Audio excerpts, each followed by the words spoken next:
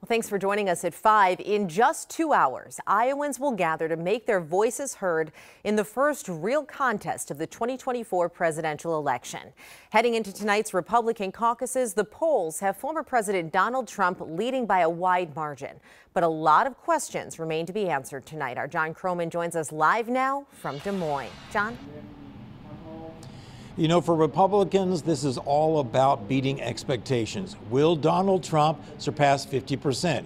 Will Nikki Haley get past Ron DeSantis and finish in second, even though DeSantis has spent a lot more time and money here? So really the name of the game here is turnout. And you know, what's working against that here in the Hawkeye State is the weather. They've got a lot more snow than we did in Minnesota, and some people are still digging themselves out. Add to that the blast of Arctic air that has gripped the state. And Iowans, of course, are used to being in the spotlight in the First in the Nation contest, and they do kind of feel responsible for showing up. It feels like there's a little bit of pressure on us to make sure that we get out and do the caucus and get out and do the vote because, yeah, we set a precedence for all the other states in the country. I feel like a lot of people in Iowa really do care. They stay informed and take their responsibility pretty seriously.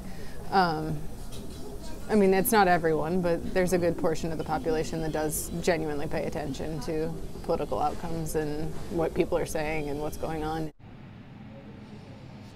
So this is definitely Trump country in Iowa. In the final ABC Des Moines Register poll showed him up by 28 points over Nikki Haley, who moved up from third place in December to second place this over the weekend. Now, a lot of the attack ads we've seen here are anti-Haley ads, so that would indicate that she's viewed, at least by her primary opponents, as more of a threat. Now, we're at North High in Des Moines, which is one of 1,300 caucus sites across the state. And unlike a regular election, you have to be here physically and in place and seated by 7 p.m. to take part in that straw poll. So we'll see tonight who has the best ground game.